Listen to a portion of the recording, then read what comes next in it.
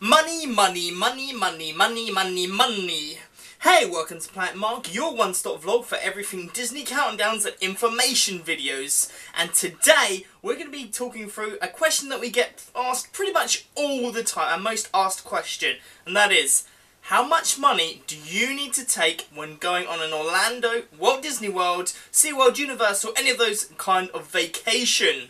And we'll also be finding out, should you take credit cards and pay on cash passports, and what's the plus sides and the downsides, and really how much money, paper money, should I take? All of these and so much more questions are going to be answered right now. Roll the credits!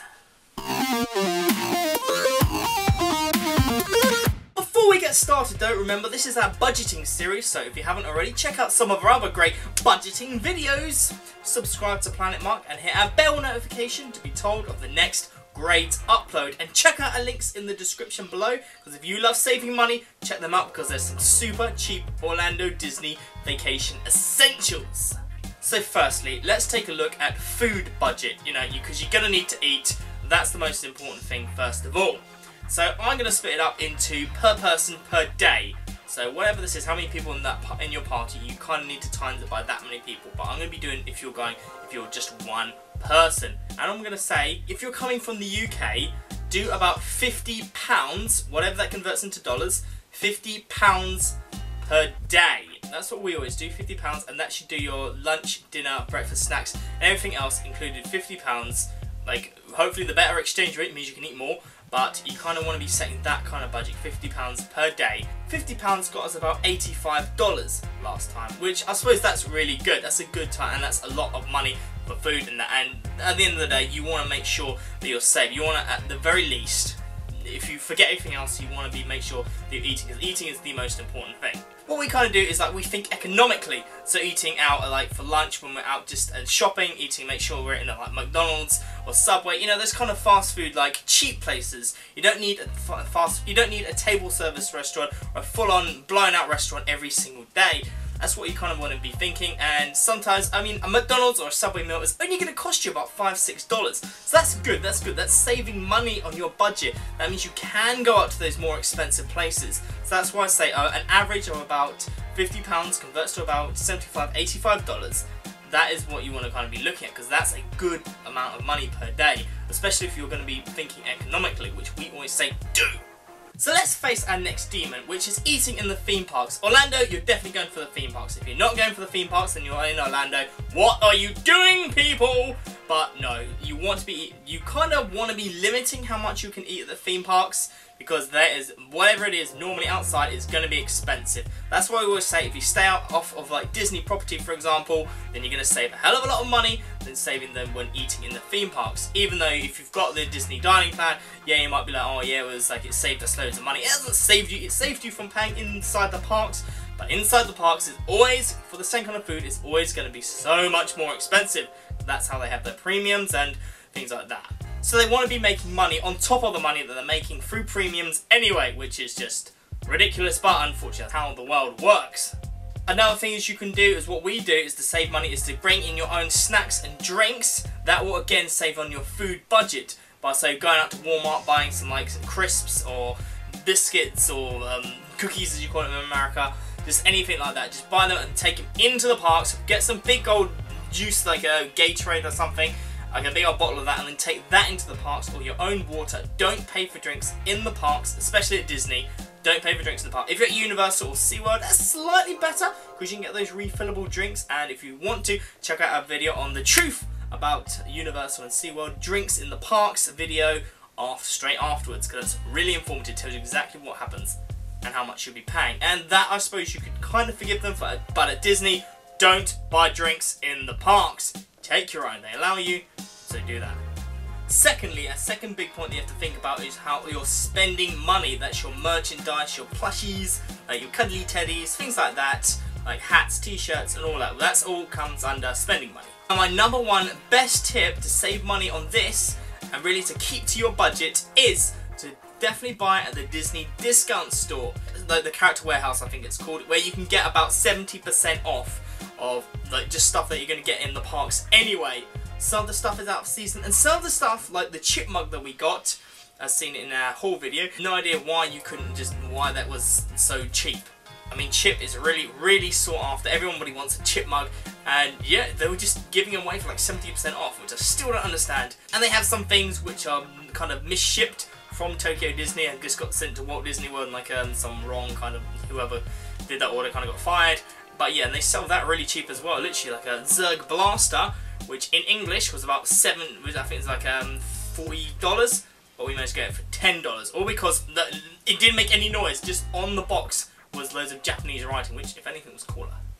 But I know what it's like. I know what you're going to do. You're going to go out and buy the theme park stuff in the parks, because the stuff is better and you can't get everything at the Disney Character Warehouse, which I do as well, and we're all guilty of it. Everybody does it, and that's part of the fun. That's part of it, paying those extortionate prices. That's part of the fun, unfortunately. But I would say, in dollars, minimum $50 per person per day, maximum probably about $100 per person per day. That's what I would say. That's absolute bottom and absolute maximum per person per day. That means you can have a few days where you don't really buy a lot, but it also means that you can have big, massive blowout days when you just be like, I want that, want that, want that, want that, want that, want that, want that, everything. So yeah, that means you can kind of do for that, but always stick to your budget. But just think, okay, if I'm saving some money here, maybe I only spend, I don't know, $20 one day, so I've got like, I don't know, $70 the next day as a minimum. So yeah, and then you can do things like that because you're sticking to this budget, and that's what I'm always thinking. I'm always saying, just think about your budget, think about how much money you're spending here, and then just go, okay, well, that means I can spend more like the next day and the next day, and things like that. Or days where you just have a day just resting by the pool. Yeah, there we go. That's a day where you're saving more money, so you can do it for the next. The next demon we're going to face is big purchases. If you're going to go over to Orlando or to America in general really, and buy big like tech purchases, for example, we bought our iPhones out there, don't put that as part of your budget, because you'll buy that one item and you'll be like, oh well, that's the end of my budget. Well, that's pretty much, I can't spend anything else. So don't. Kind of think of them as like prepaid stuff. You have them on like a separate budget. They are their own budget. Kind of plan them out beforehand. That's what we did. When we bought our iPhones, it was like $750. In fact, it was cheaper than it was in fact about, I think, about $150 cheaper to go out to America and buy our phones out there than to just buy them in the UK. So if you're going to buy a big like iPhone or smartphone, you might as well just do it out there. The fourth demon that we have to fight with our budget is days out. Okay, I'm just going to say it now. Pay before you go. Don't even think of that again as part of your budget. Like the big purchases, don't think of the park tickets, because the park tickets are so expensive. You buy when you're there. Prepay for it. Think of it more as like part of your hotel or part of like the flight, because that's not, you don't put that in your daily budget, the flight and the hotel. That's just like the package of the holiday. Put your park tickets with that, so you're not thinking that as a budget, okay? For example, a ticket to Disney is, for one day, is about, I know, $100, $150, somewhere around that. But for 2 weeks, it's about £350 per person. That's for the whole 2 weeks. Like I say, you just go twice in that 1 week, and then, you know, you're already like breaking even. Because they do things like buy 1 week, get another week free. Basically, if you get any deal which is just for 1 week, it's a bad deal. Always get the 2 weeks, because, you know, if you're going for 2 weeks anyway, you might as well have that flexibility.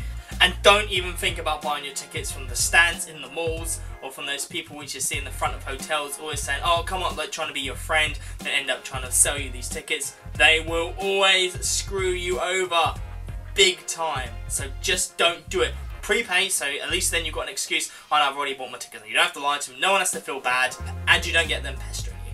The fifth demon, and the real big question, is about cash passports and credit cards. I said I was gonna tackle this in the beginning. I'm gonna do it right now. Okay, so we all know what credit cards are, yeah? Yeah, we're all good with credit cards. But cash passports, you might not know what they are, but I'll quickly go over it right now. Basically, cash passports are prepaid cards, as in you put money on that card. You don't get in debt or anything like that. You don't owe anybody money. You just put your money on that card, and you can pay stuff abroad, like commission free, with that card, with that cash passport. It used to be called traveller's checks, but this is kind of like the 21st century, like the more accepted version. And also you can kind of top it up when you want on your phone, and it's so much more safer than carrying around like hundreds and hundreds of dollars. One massive thing that they don't tell you, no one tells you, this is what I mean, you're coming here for Planet Mark for these big things which they don't tell you. is like, this is the one reason why you probably might not want to use like a cash passport, or even really a credit card for that matter, when paying in restaurants. This is specific to restaurants, like table service restaurants, not fast food places, table service. What they do, without even telling you, when they take your card to get everything paid up, they put an extra 30% of the overall bill onto your like card, kind of like a holding thing. Because what they do is they take away the card and they kind of put it all on, and then they say, oh, well, how much do you want to pay for tip? And then you decide how much the tip is. But they've already taken that 30%. They've already taken that, and as like a holding thing, they just take away, they eventually give back the bits which you don't want. So if you want to give them 15%, they take the 15 which you want to give them, and they give back. Or they kind of stop holding the 15% which they had already put into this kind of limbo thing. So if you have a bill of $100, then they will charge you $130. You only want to give because it's a 30% tip. You say, no, I only want to give a 10% tip. So then they will charge you, they'll end up taking only $110, and then eventually, after I think it's about a week or so, they can't finally release the $20 which they owe you.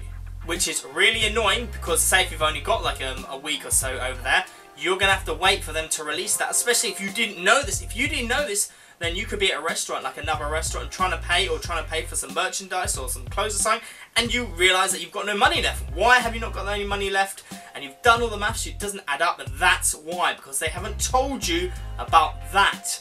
And that's the thing that really got us out last time. We were at Disney and they're like, you've got no money left in this cash passport. And I was like, what do you mean? We've done the maths. It's like, what have we missed something out? And then no, it turns out we rang them up and they said, no, there's nothing that they can do about it. They can't send it back, they can't stop the transaction.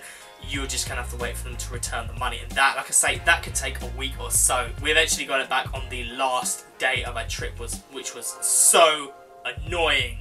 Because we'd planned for all this and we hadn't planned for this thing. That's what I'm always saying. Take more than you need, just in case. That was something that we didn't know about, and that's something that we definitely needed. So what we advise you to do is take those credit cards though. Now, because sometimes if you get like an international credit card, remember these international credit cards, I know if you're in the UK, Nationwide does it. It's like an international thing where you can pay for them like with a credit card. You get better rates as well. You get the business rates, which are always higher than the commercial rates. Not by too much. It's not going to be like, oh, it's like an extra like 10% or something. It's only like a couple of other like 0.1%. So don't worry about it. It's not going to be too much, but it's worth it. It all adds up in the end. So take those. So I would advise you to look into those international credit cards. Get a cash passport, because although you maybe don't use it in the restaurants, if you're going to pre-plan those big purchases like the phones or a laptop or whatever you're going to do, those big tech purchases, put that on your cash passport, so that you know then exactly how much money you've got on there and how much money you've got to spend, and then just the rest in cash. Unfortunately, it would mostly be a case of putting it in cash, just in case anything goes wrong, or that some places don't still accept cards or anything like that. Just take the cash.